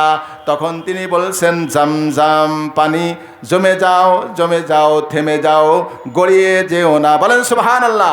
সেই স্থান থেকে সেই পানির নাম হলো জমজম পানি। আল্লাহ রাব্বুল আলামিন ইমানদারের ইমানের পরীক্ষা নেবেন, ইমানের স্তর বৃদ্ধি পাবে। সে যে ধরনের লোক সেই ধরনের পরীক্ষা হবে। সে যদি আম মানুষ হয়, আম ধরনের পরীক্ষা হবে। আর পরীক্ষার আগে যদি আমার প্রস্তুতি না থাকে তাহলে পরীক্ষায় পাশ করতে পারবো না। এই জন্য আল্লাহ রাব্বুল আলামিন আগে থেকেই ঘোষণা দিয়েছেন, বান্দা তোমার ইমানের পরীক্ষা হবে। ইমানের পরীক্ষা হয় না? যুগে যুগে উলামায়ে কেরামদের উপরে অত্যাচার, নির্যাতন, নিপীড়ন হয়েছে, নবীদের উপরে হয়েছে। সেই সমস্ত নির্যাতন, নিপীড়ন সহ্য করে তারা ইমানের পরে বহাল রয়েছে, কিন্তু ইমান বিক্রি করে নাই। করেছে নাকি? রাসূলুল্লাহ সাল্লাল্লাহু আলাইহি ওয়াসাল্লামের একজন সাহাবা আব্দুল্লাহ ইবনে হুযাফা রাদিয়াল্লাহু তাআলা আনহুর ইতিহাস। আব্দুল্লাহ ইবনে হুযাফা রাসূলুল্লাহ সাল্লাল্লাহু আলাইহি সাল্লামের প্রথম পর্যায়ের ইমানদারদের মধ্যে একজন ইমানদার। রাসূল সাল্লাল্লাহু আলাইহি সাল্লাম যত মানুষকে দিনের দাওয়াত দিয়েছেন, ইমানের দাওয়াত দিয়েছেন, প্রথম পর্যায়ে যারা ইসলাম গ্রহণ করেছিল আব্দুল্লাহ ইবনে হুযাফা সেই সমস্ত সাহাবাদের অন্তর্ভুক্ত। রাসূলুল্লাহ সাল্লাল্লাহু আলাইহি ওয়াসাল্লাম হুদাইবিয়ার সন্ধি সংগঠিত হওয়ার পর, হুদাইবিয়ার সন্ধি সংগঠিত হয়েছিল 6ষ্ঠ হিজরিতে। হুদাইবিয়া নামক জায়গায় 10 বছর পর্যন্ত কাফের মুশরিকদের সাথে শান্তি চুক্তি প্রতিষ্ঠিত হয়েছিল। 10 বছর কোনো যুদ্ধ বিগ্রহ হবে না, মুসলমানদের সাথে কাফেরদের কোনো যুদ্ধ বিগ্রহ হবে না, সবাই যুদ্ধ থেকে মুক্ত থাকবে। এই সুযোগে রাসূলুল্লাহ সাল্লাল্লাহু আলাইহি সাল্লাম দিনের দাওয়াত বেশি বেশি দিয়েছেন, এমনকি বিভিন্ন রাজা বাদশাদের কাছেও দিনের দাওয়াত পৌঁছে দিয়েছেন। তখনকার দিনে রোম আর পারস্য দুটো পরাশক্তি ছিল। পারস্যের বাদশার কাছেও দিনের দাওয়াত দিয়েছেন, রোমের বাদশার কাছেও তিনি দাওয়াত দিয়েছেন। এখন যেমন বর্তমান রাশিয়া এবং আমেরিকা বড় পরাশক্তি, তখনকার দিনে রোম এবং পারস্য বড় পরাশক্তি ছিল। এই পরাশক্তির দুই দেশের রাষ্ট্রপ্রধানের নাম, একজন ছিল খসরু পারভেজ আর একজনের নাম ছিল হিরাক্লিয়াস। রোমের বাদশা বা রোমের যে বাদশা ছিল তার নাম ছিল হিরাক্লিয়াস, আর পারস্যের বাদশার নাম ছিল খসরু পারভেজ। রোম পারস্য দুই দেশ সবসময় যুদ্ধ বিগ্রহ লেগে থাকতো। এখনকার দিনে যেমন রাশিয়া এবং আমেরিকা পরস্পর মুখোমুখি, তখনকার দিনে রোম এবং পারস্য পরস্পর মুখোমুখি ছিল। পারস্যই বিজয়ী হতো আর রোম পরাজিত হতো। তো রোমের বাদশা হিরাক্লিয়াস আল্লাহর কাছে মান্যত করলো, তিনি ছিলেন খ্রিস্টান ধর্মের লোক। আল্লাহর কাছে মান্যত করলো, এবার যদি আমি বিজয়ী হতে পারি তাহলে পায়ে হেঁটে বাইতুল মুকাদ্দাস পর্যন্ত সফর করব। এই মান্যত করলো। করার পরে পরবর্তীতে যখন যুদ্ধ হলো, যুদ্ধে রোম বিজয়ী হলো আর পারস্য পরাজিত হলো। পবিত্র কোরআনুল কারীমের 21 নম্বর পারায় সূরাতু আর রোম নামে একটা সূরা আছে। কোন সূরা বলেন? সূরায়ে আর রোম। রোম নামে একটা সূরা আছে। এই সূরার মধ্যে আল্লাহ তাআলা বলেন, আলিফ লাম মিম গুলিবাতির রুম ফি আদনাল আরদি ওয়া হুম বিম বাদি গলাবিহিম সায়াগলিবুন। আল্লাহ রাব্বুল আলামিন পূর্বাভাস দিয়ে দিলেন, অচিরেই রোম পারস্যের উপরে বিজয়ী হবে। বলেন সুবহানাল্লাহ। তো বিজয়ী হয়েছিল। তো যাই হোক, ওটা আমার বলা উদ্দেশ্য না। উদ্দেশ্য হলো রাসূলুল্লাহ সাল্লাল্লাহু আলাইহি সাল্লাম হিরাক্লিয়াসের কাছেও চিঠি পাঠিয়েছেন, আবার রোমের বাদশা পারস্যের বাদশা খসরু পারভেজের কাছেও চিঠি পাঠিয়েছেন। এই চিঠির বাহক ছিলেন আব্দুল্লাহ ইবনে হুযাফা। আব্দুল্লাহ ইবনে হুযাফা যখন চিঠি নিয়ে রাজ দরবারে যাবেন, তখন রাজদরবারে অন্যান্য লোক যারা ছিল তারা বলল, চিঠি আমাদের কাছে দাও, আমরা বাদশার কাছে পৌঁছে দিব। কিন্তু তা তিনি দেন নাই, বরং নিজেই সশরীরে বাদশার সামনে হাজির হয়ে তিনি রাসূলুল্লাহ সাল্লাল্লাহু আলাইহি ওয়াসাল্লামের দ্বীনের দাওয়াত সম্বলিত চিঠিখানা খসরু পারভেজের কাছে দেয়। সেই চিঠিতে লেখা ছিল, বিসমিল্লাহির রহমানির রহিম মিম মুহাম্মাদিন রাসূলিল্লাহি ইলা আজিমে ফারেস। আল্লাহর নামে শুরু করতেছি, যিনি পরম করুণাময় দয়ালু দাতা। মুহাম্মদ যিনি আল্লাহর রসুল, তার পক্ষ থেকে রোমের পারস্যের বাদশার কাছে চিঠি দেওয়া হচ্ছে। আসলিম তাসলিম, মুসলমান হও তাহলে নিরাপদ হবে। বলেন সুবহানাল্লাহ। আসলিম তাসলিম, মুসলমান হও, ইসলাম গ্রহণ করো, তাহলে নিরাপদ থাকবে। এই চিঠিটা যখন খসরু পারভেজের কাছে দিল, তখন খসরু পারভেজ চিঠিটা খুলে পড়ল। দেখে যে তার নামের পাশে মোহাম্মদ নামে একজন ব্যক্তির নাম রাগে সে অগ্নিশর্মা হয়ে গেল, রাগে ফেটে পড়তে লাগলো। কত বড় সাহস যে আমার নামের পাশে তার নাম লিখেছে এবং আমাকে মুসলমান হতে বলে। সে একজন অগ্নি উপাসক ছিল, আগুনের পূজা করত। কার পূজা করত? আগুনের পূজা করত। সে মুশরিক ছিল। রাসূলুল্লাহ সাল্লাল্লাহু আলাইহি ওয়াসাল্লামের এই চিঠিকে সে বরদাস্ত করতে না পেরে আব্দুল্লাহ ইবনে হুযাফার সামনেই ছিঁড়ে ফেললো, ছিঁড়ে টুকরা টুকরা করলো। এই কথা, এই দৃশ্য আব্দুল্লাহ ইবনে হুযাফা স্বচক্ষে দেখে রাসূলুল্লাহ সাল্লাল্লাহু আলাইহি ওয়াসাল্লামের কাছে এসে অভিযোগ করলেন, ইয়া রাসূলুল্লাহ, ইয়া হাবিবাল্লাহ, আমি আপনার চিঠি সরাসরি সশরীরে আমি তার হাতেই অর্পণ করেছি। সে আপনার চিঠি দেখে রেগে অগ্নিশর্মা হয়ে যায়, রেগে ফেটে পড়ে আর আপনার চিঠিকে ছিঁড়ে টুকরা টুকরা করে। এমত অবস্থায় আমি সেখান থেকে চলে আসি। আল্লাহ রসুল সাল্লাল্লাহু আলাইহি ওয়াসাল্লাম ওই রোমে পারস্যের বাদশার ব্যাপারে বললেন, আইয়ুমাজিকু কুল্লা মুমাজ্জাক, আয় আল্লাহ, আমার যে দিনের দাওয়াত সম্বলিত যে চিঠি আমি পারস্যের বাদশার কাছে পাঠিয়েছি, আমার চিঠি যে ছিঁড়ে ফেলেছে, টুকরা টুকরা করেছে, আমি আপনার কাছে প্রার্থনা করি ওই খসরু পারভেজকে এবং ওর রাষ্ট্রকে আপনি ছিন্ন বিচ্ছিন্ন করে দেন। বলেন সুবহানাল্লাহ। কি হলো? কিছুদিন পরে শোনা গেল, রাসূলুল্লাহ সাল্লাল্লাহু আলাইহি সাল্লাম শুনলেন খসরু পারভেজের ছেলে নওশেরওয়া হলো খসরু পারভেজের সন্তান, ছেলে, একমাত্র সন্তান। এই সন্তান পিতাকে কি করলো? গৃহবন্দী করলো। ক্ষমতায় যাওয়ার জন্য বাপকে পরাজিত করে পিতাকে গৃহবন্দী করে ক্ষমতা দখল করলো। ওই খসরু পারভেজকে আটকায় রাখলো, গৃহবন্দী করে রাখলো। গৃহবন্দী অবস্থায় সে ধুকে ধুকে ওর মধ্যেই মরল। কিভাবে মরল তাও শুনবেন। ধুকে ধুকে সেখানেও মরল।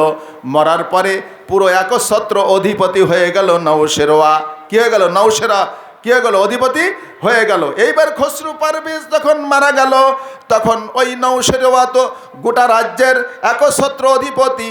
সে রাজ্যের সব কিছু দেখতে লাগলো। পিতাকে যে গৃহের মধ্যে বন্দি করে রেখেছিল খসরু পারভেজ, ওই গৃহের মধ্যে একটা বিষের বোতলের গায়ে, কথাটা বুঝতেছেন তো? বিষের বোতলের গায়ে তিনি লিখে রেখেছেন, হাদাদ দাওয়াউ নাফিউন লিল জিমাই, বলে এই ঔষধটা হলো যৌন রোগের মহা ঔষধ। এইটা যে খাবে তার যৌন শক্তি বৃদ্ধি পাবে। এই কথা লেখা অবস্থায় ওই বোতল যখন নওশেরওয়া তার ছেলে সে যখন পাইছে, তখন সে তো ওই কাজের বেশি উস্তাদ ছিল, ওই কাজে বেশি আসক্ত ছিল। ওই বিষের বোতলের গায়ে ওই স্যাম্পল লেখার দেখে সে ওইটা নিয়ে খেয়ে ফেললো ঢক ঢক করে। খাওয়ার পরে ওর বিষেই তার মৃত্যু হয়ে গেল। তাহলে ছেলের হাতে বাপ মরল, আবার বাপের চক্রান্তে ছেলে মরে গেল। কি করলো? এখন তাদের ওই রাষ্ট্র ঠেকাবার মতন কোনো লোক ছিল না, পুরুষ মানুষ ছিল না। তার একইমাত্র সন্তান ছিল আর একজন কন্যা সন্তান ছিল। কন্যা সন্তান যখন রাষ্ট্রীয় ক্ষমতায় আসীন হলো, তখন পার্শ্ববর্তী শক্তিশালী রাষ্ট্রের সাথে তার যুদ্ধ হলো। সেই যুদ্ধে ওর মেয়ে ধৃত হলো, গ্রেপ্তার হলো। গ্রেপ্তার হওয়ার পরে তাকে ফাঁসিতে ঝুলায়ে তাকে হত্যা করা হলো। বংশ নিপাত হয়ে গেল। বলেন সুবহানাল্লাহ। আল্লাহ রাব্বুল আলামিন যারা কাফের মুশরিকদের যে ক্ষমতা এবং তাদের প্রভাব প্রতিপত্তি আমরা দু চোখ দ্বারা দেখি, অনেক সময় কাফের মুশরিকরা এবং আল্লাহর দুশমনেরা বড় ক্ষমতার অধিকারী হয়ে ইমানদারদের পরে অত্যাচার নির্যাতন করে, স্টিম রুলার চালায়। যেমন ফিরাউন চালিয়েছিল, বনি ইসরায়েলদেরকে দাসী বানিয়েছিল এবং তাদের পুরুষদেরকেও হত্যা করেছিল, নারীদেরকে বাঁচিয়ে রেখেছিল। ইয়া বানি ইসরাঈল আযকুরু নি'মাতি আল্লাতী আন'আমতু আলাইকুম ওয়া আন্নী ফাদ্দালতুকুম আলাল আলামিন। ওহে বনি ইসরাঈলরা, তোমরা আমার নিয়ামতের স্মরণ করো, আমার নিয়ামতের শুকরিয়া আদায় করো। আমি তোমাদেরকে অন্যান্য উম্মাতদের উপরে শ্রেষ্ঠত্ব দান করেছি। কি শ্রেষ্ঠত্ব দান করেছে? হযরত মুসা আলাইহিস সালাতু ওয়াস সালাম বনি ইসরাইলদেরকে নিয়ে যখন মিশর থেকে ফিরাউনের কবল থেকে আত্মরক্ষার জন্য মুক্তির জন্য পারস্য সাগর পাড়ি দিয়ে ময়দানে তিহতে অবস্থান করলেন, সেখানে তাদের খাদ্য পানীয় নাই, খাওয়া দাওয়ার কোনো ব্যবস্থা নাই এবং ঘর বাড়ি নাই, বসবাসের কোনো জায়গা নাই। তারা সবাই মুসা আলাইহিস সালাতু ওয়াস সালামকে বলল, ইয়া মুসা, আল্লাহর নবী, আপনি আমাদের এই দুরবস্থা থেকে আমাদেরকে উদ্ধার করেন। আমাদের তো কোনো ঘর বাড়ি নাই, এ ফাঁকা জায়গায় প্রচণ্ড রৌদ্রের খরতাপে আমরা কিভাবে এখানে বসবাস করব? আমরা তো এখানে জীবন ধারণ করতে পারছি না, আমাদের কোনো খাদ্য পানীয় নাই, কিভাবে আমরা খাদ্য পানীয় গ্রহণ করব? কিভাবে আমরা বেঁচে থাকব? তখন আল্লাহ রাব্বুল আলামিন বললেন, ওয়া যাল্লালনা আলাইহিমুল গামামা ওয়া আনজালনা আলাইহিমুল মান্না ওয়াস সালওয়া কুলু মিন তাইয়্যিবাতি মা রাযাকনাকুম ওয়া মা যালামুনা ওয়ালাকিন কানু আনফুসাহুম ইয়াযলিমুন। ওই ময়দানে তিহতে আল্লাহ রাব্বুল আলামিন তাদের বাসযোগ্য করার জন্য, বসবাস উপযোগী করার জন্য মেঘ দ্বারা ছায়া দিলেন। বলেন সুবহানাল্লাহ। যে মেঘে বৃষ্টি নাই, যে মেঘে কোনো ঝড় বাতাস নাই, বরং ছায়া দেওয়ার জন্য, সূর্যের তাপ থেকে বাঁচাবার জন্য আল্লাহ রাব্বুল আলামিন তাদের উপরে মেঘ ছায়া দিলেন। আর খাদ্য পানীয় হিসাবে আল্লাহ তাআলা তাদেরকে মান্না এবং সালওয়া দান করলেন। ওয়া আনজালনা আলাইহিমুল মান্না ওয়াস সালওয়া, বেহেশতি খাবার মান্না এবং সালওয়া, দুটো খাবার আমি তাদেরকে দান করলাম, তারাই খেয়ে এটা থাকতে লাগলো। বলেন সুবহানাল্লাহ। সেই ফিরাউন অত্যাচার করেছিল কিভাবে? ইউকাত্তিলুনা আবনাআহুম ওয়া ইস্তাহয়ুনা নিসাআহুম ওয়া ফি যালিকা বালাউম মির রাব্বিকুম আযীম। সে পুত্র সন্তানদেরকে হত্যা করত আর নারীদেরকে বাঁচিয়ে রাখত, আর তাদেরকে দাস দাসী বানিয়েছিল, গোলাম বানিয়ে রেখেছিল। সেই অত্যাচার থেকে আর সেই নির্যাতন থেকে আল্লাহ তাআলা তাদেরকে মুক্তি দিয়েছেন কিভাবে?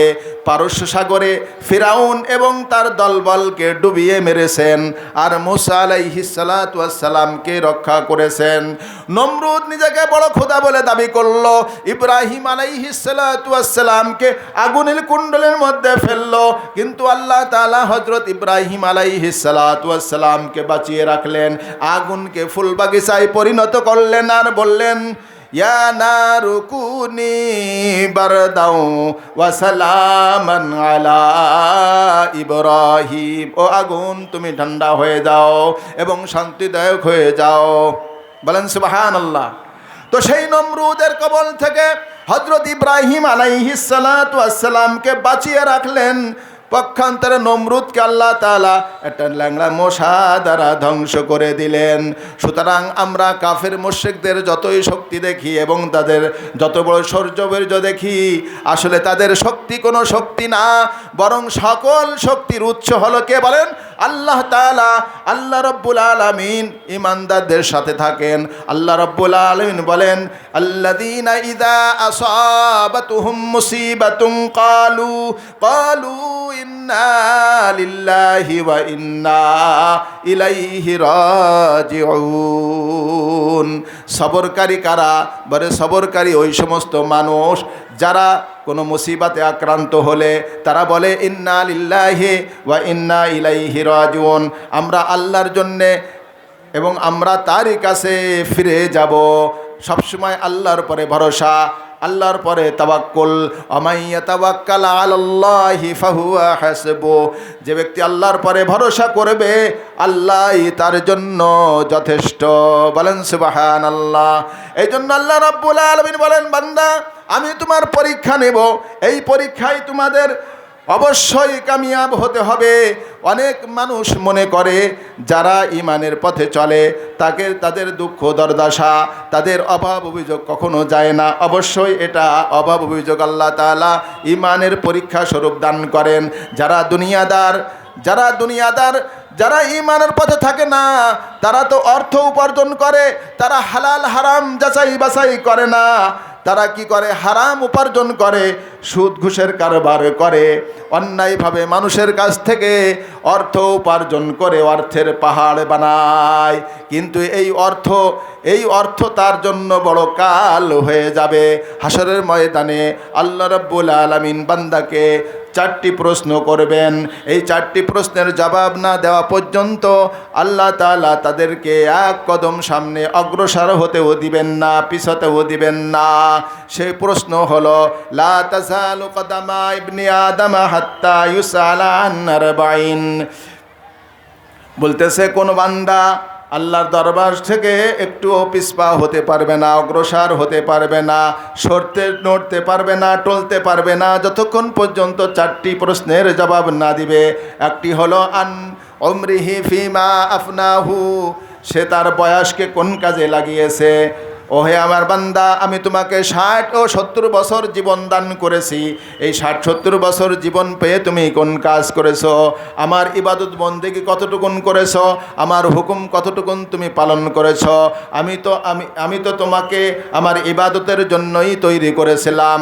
ওয়া মা খালাকতুল জিন্না ওয়াল ইনসা ইল্লা লিয়াবুদুন। আমি জিন এবং ইনসানকে একমাত্র আমার ইবাদতের জন্যই সৃষ্টি করেছি, আর কোনো উদ্দেশ্য আল্লাহ তাআলা সৃষ্টি করেন নাই। আর আল্লাহ তাআলা দুনিয়ার অন্য সব কিছু মানুষের উপকারের জন্য সৃষ্টি করেছেন। আল্লাহ তাআলা বলেন, হুয়াল্লাযী খালাকা লাকুম মা ফিল আরদি জামিআ সুম্মা ইসতাওয়া ইলাস সামাই ফাসাওয়াহুন্না সাবআ সামাওয়াতিন ওয়া হুয়া বিকুল্লি শাইইন আলিম। হুয়াল্লাযী, সেই মহান সত্তা যিনি, খালাকা লাকুম, তোমাদের জন্য সৃষ্টি করেছেন, মাহফিল আরদি জামিআ, জমিনের মধ্যে যা কিছু আছে সব কিছু তোমাদের কল্যাণার্থে, তোমাদের উপকারার্থে তৈরি করেছেন। কেন আমাদের উপকারার্থে তৈরি করলেন? এই জন্যই করেছেন যে আল্লাহ তাআলা আমাদেরকে বানিয়েছেন তার ইবাদত বন্দেগী করবার জন্য। তাই আল্লাহ তাআলা বলেন, ইয়া আইয়ুহান নাসু উবুদু রাব্বাকুমুল্লাযী খালাকাকুম ওয়াল্লাযীনা মিন ক্বাবলিকুম লাআল্লাকুম তাত্তাকুন। ওহে মানুষেরা, তোমরা তোমাদের ওই রবের ইবাদত করো যিনি তোমাদেরকে সৃষ্টি করেছেন আর তোমাদের পূর্ববর্তীদেরকে সৃষ্টি করেছেন। সেই রবের ইবাদত করো। রবের ইবাদত কিভাবে করব? আল্লাহ রাব্বুল আলামিন সে পদ্ধতি আমাদেরকে বাতিয়ে দিয়েছেন। আমাদের প্রিয় নবী সাল্লাল্লাহু আলাইহি ওয়াসাল্লাম ইরশাদ করেছেন, আন ইবনে উমর রাদিয়াল্লাহু তাআলা আনহুমা قال قال رسول الله صلى الله عليه وسلم بني الإسلام على 5 شهادة لا إله إلا الله وأن محمد رسول الله وإقام الصلاة وإيتاء الزكاة والحج وصوم رمضان। আব্দুল্লাহ ইবনে উমর, হযরত উমর রাদিয়াল্লাহু তাআলা আনহুর সন্তান আব্দুল্লাহ, তার থেকে হাদিসখানা বর্ণিত। পিতাও সাহাবা, সন্তানও সাহাবা, দুইজনই ঈমান গ্রহণ করেছেন। হযরত উমর রাদিয়াল্লাহু তাআলা আনহুর ছেলে একজন মুহাদ্দিস ছিলেন, অনেক হাদিস বর্ণনা করেছেন।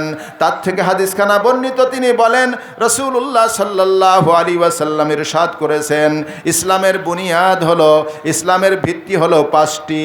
ইসলাম 5টি স্তম্ভের বারে প্রতিষ্ঠিত।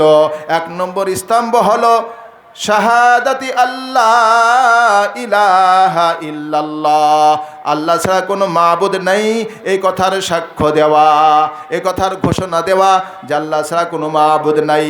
আর হযরত মুহাম্মদ মুস্তাফা সাল্লাল্লাহু আলাইহি ওয়াসাল্লাম আল্লাহর বান্দা এবং রাসূল। বলেন সুবহানাল্লাহ। এই ঘোষণা যে ব্যক্তি দেবে, এই সাক্ষ্য যে ব্যক্তি দিবে, এই ঈমান যে ব্যক্তি গ্রহণ করবে, তারপরে প্রথম যে দায়িত্ব এসে গেল ওয়া ইকামিস সালাতি, সে নামাজ কায়েম করবে। দৈনিক 5 ওয়াক্ত নামাজ আদায় করবে। আল্লাহ রাব্বুল আলামিন 5 ওয়াক্ত নামাজকে বান্দার উপরে ফরজ করেছেন এবং এই অঙ্গীকার করেছেন যে ব্যক্তি সময় মতো 5 ওয়াক্ত নামাজ আদায় করবে, উত্তম রূপে ওযু করবে, সময়ের প্রতি লক্ষ্য রাখবে, রুকু সিজদা ঠিক মতো আদায় করবে, আল্লাহ বলেন আমি বান্দার জন্য ওয়াদা করেছি আমি ওই বান্দাকে জান্নাতে প্রবেশ করাইব। বলেন সুবহানাল্লাহ। আল্লাহ রাব্বুল আলামিন পবিত্র কোরআনের বহু জায়গায় বলেছেন, আকিমুস সালাতা ওয়া আতুজ যাকাত, সালাত কায়েম করো আর তোমরা যাকাত প্রদান করো। অন্য আয়াতের মধ্যে আল্লাহ তাআলা বলেন হাফিজু আলাস সালাওয়াতি ওয়াস সালাতিল বুস্তা ওয়া কুমু লিল্লাহি কানিতিন, তোমরা সমস্ত নামাজের ব্যাপারে যত্নবান হও, বিশেষ করে সালাতে বুস্তা মধ্যবর্তী নামাজ, আর সেই নামাজ হলো আসরের নামাজ। অন্য আয়াতের মধ্যে আল্লাহ রাব্বুল আলামিন বলেন আকিমিস সালাতা তারাফাইন নাহারি ওয়া যুলাফাম মিনাল লাইল ইন্নাল হাসানাতি ইযহিবনাস সাইয়্যাত যালিকা যিকরা লিয-যাকিরিন। সালাত কায়েম করো দিনের দুই প্রান্তে, অর্থাৎ ফজরের নামাজ আর মাগরিবের নামাজ আদায় করো, এবং রাতের কিছু অংশ অতিবাহিত হয়ে গেলে নামাজ আদায় করো, আর সেই নামাজ হলো ইশার নামাজ। বলেন সুবহানাল্লাহ। আল্লাহ রাব্বুল আলামিন উন্নাতের মধ্যে বলেন আকিমিস সালাতা লিদুলুকিশ শামসি ইলা গাসাকিল লাইলি ওয়া কুরআনাল ফাজর ইন্না কুরআনাল ফাজরি কানা মাশহুদা। সূর্য যখন গড়িয়ে যাবে তখন নামাজ আদায় করো। সূর্য যখন গড়িয়ে যায় আমরা জোহরের নামাজ আদায় করি। কোন নামাজ? জোহরের নামাজ আদায় করি। এইবার কিছুক্ষণ পর যখন ওই প্রত্যেকটা জিনিসের ছায়া ডবল হয়ে যায়, প্রত্যেকটা জিনিসের ছায়া যখন ডবল হয়ে যায়, অর্থাৎ রোদ্রে দাঁড়ালে কোনো কাঠি দিয়ে যখন আপনি মাপবেন, দাঁড় করাবেন, কাঠির যে ছায়া হবে ওই ছায়ার ডবল যতক্ষণ পর্যন্ত না হবে ততক্ষণ পর্যন্ত জোহরের রক্ত থাকবে। যেই ওই কাঠির ছায়া ডবল হয়ে পার হয়ে যাবে তখন জোহরের রক্ত চলে যাবে, আসরের রক্ত শুরু হয়ে যাবে। আসরের রক্ত থাকবে সূর্য ডুবা পর্যন্ত। সূর্য ডুবে গেলে মাগরিবের নামাজ হবে। এইভাবে আল্লাহ রাব্বুল আলামিন বিভিন্ন আয়াত দ্বারা আমাদেরকে জানিয়ে দিয়েছেন যে তোমাদের উপরে 5 ওয়াক্ত নামাজ ফরজ করা হয়েছে। নবী করিম সাল্লাল্লাহু আলাইহি ওয়াসাল্লাম মুআজ ইবনে জাবাল রাদিয়াল্লাহু তাআলা আনহুকে ইয়ামানের গভর্নর বানিয়ে পাঠালেন আর বললেন ওহে মুআজ, আমি তোমাকে গভর্নর বানিয়ে ইয়ামানে পাঠাচ্ছি। ইয়ামানের লোকজন হলো আহলে কিতাব, তারা হলো ইহুদি এবং নাসারা, খ্রিস্টান এবং ইহুদি। তাদেরকে তুমি সর্বপ্রথম ডাক দিবে আল্লাহ এক, আল্লাহ ছাড়া কোনো মাবুদ নাই, এই কথা বলার জন্য তুমি তাদেরকে দাওয়াত দিবে। তারা যদি এই কালেমা পড়ে নেয়, তারা যদি লা ইলাহা ইল্লাল্লাহ পড়ে নেয়, তাহলে তুমি তাদেরকে অবশ্যই জানিয়ে দিও ফাআলিমুহুম আন্নাল্লাহা ইফতারাদা আলাইহিম খামসা সালাওয়াতিন ফি কুল্লি ইয়াউমিন ওয়া লাইলা। আল্লাহ তাআলা দিন ও রাত্রে তাদের উপরে 5 ওয়াক্ত নামাজ ফরজ করেছেন। বলেন সুবহানাল্লাহ। এবং ফাইনহুম আতাউ লিযালিকা, তারা যদি এটা মেনে নেয়, দৈনিক 5 ওয়াক্ত তারা যদি মেনে নেয়, তাহলে তুমি তাদেরকে জানিয়ে দিও আল্লাহ রাব্বুল আলামিন তাদের জন্য রমজান মাসের রোজা ফরজ করেছেন। সেটা যদি তারা মেনে নেয় তাহলে তুমি তাদেরকে জানিয়ে দিও আল্লাহ তাআলা তাদের মালের মধ্যে যাকাত ফরজ করেছেন। ধনীদের থেকে নেওয়া হবে আর গরিবদের মাঝে বন্টন করা হবে। বলেন সুবহানাল্লাহ। সম্মানিত ভাইরা, আল্লাহ রাব্বুল আলামিনের রহমতে 1 বছর পর আমাদের সামনে পবিত্র মাহে রমজান উপস্থিত। পবিত্র মাহে রমজান উপস্থিত। ইনশাআল্লাহ আগামীকাল হয়তো তারাবি পড়তে হতে পারে এবং রাত্রে খেয়ে সাহারি খেয়ে রবিবার প্রথম রোজা হতে পারে ইনশাআল্লাহ। রাসূলুল্লাহ সাল্লাল্লাহু আলাইহি ওয়াসাল্লাম হাদিস শরীফের মধ্যে আছে, সালমান ফারসি রাদিয়াল্লাহু তাআলা আনহু হইতে হাদিস খানা বর্ণিত। আন সালমান আল ফারসি রাদিয়াল্লাহু তাআলা আনহু قال خطبنا رسول الله صلى الله عليه وسلم في آخر يوم من شعبان। রাসূলুল্লাহ সাল্লাল্লাহু আলাইহি ওয়াসাল্লাম শাবান মাসের শেষ দিনে আমাদেরকে খুতবা দিয়েছিলেন, ভাষণ দিয়েছিলেন, ওয়াজ করেছিলেন। কি ওয়াজ করেছিলেন? ইয়া আইয়ুহান নাস